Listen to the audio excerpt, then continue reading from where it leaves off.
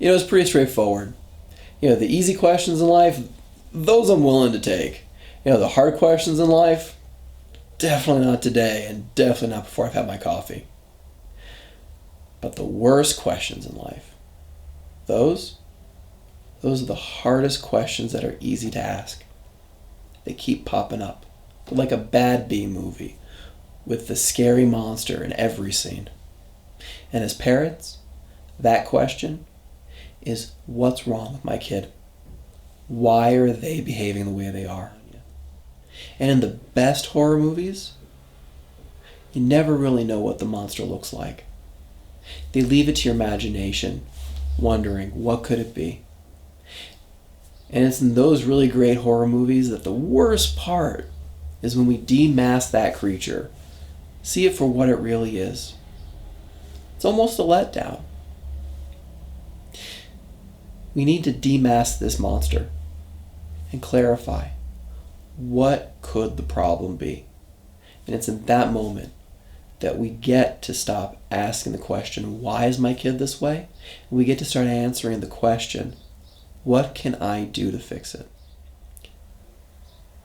Alright, so let's demask this monster here.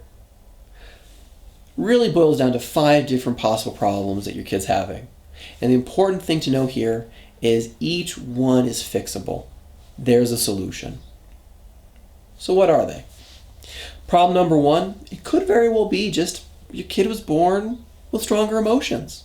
We're all born differently, and some people have stronger feelings than others.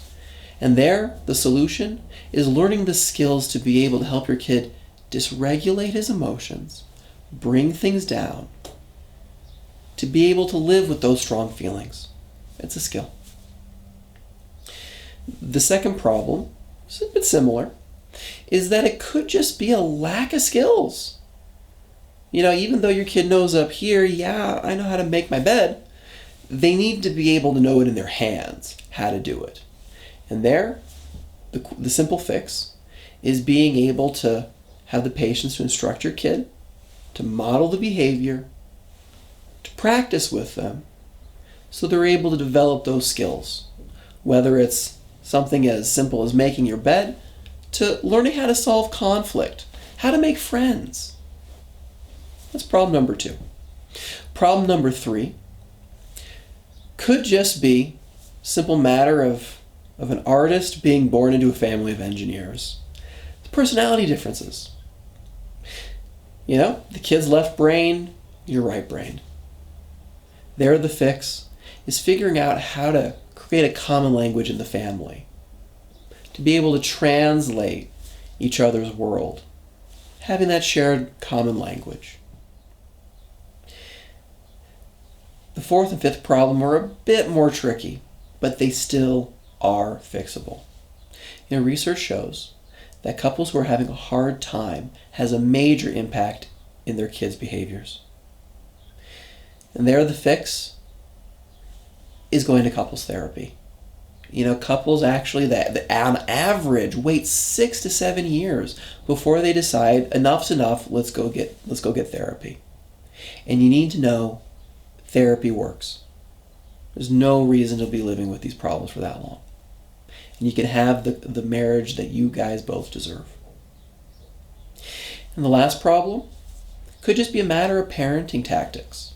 The things that you did with the first 4 kids just might not work with this 5th kid. And there is a science behind how to increase the behaviors you want, to increase those good behaviors, and to decrease the bad ones that you don't want. And it's as simple as that. Learning the parenting strategies. The most difficult part of solving any problem is first identifying what is it.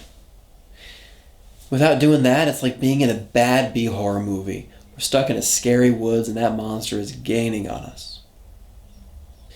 What we got to do is we got to have the courage to turn around and face that monster.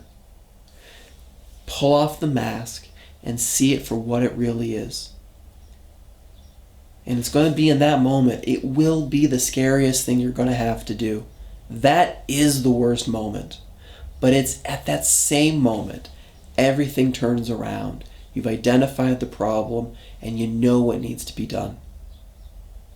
It's in that moment that you're able to stop asking the question, why is my kid this way? And you're able to start answering the question, what can I do to solve this problem?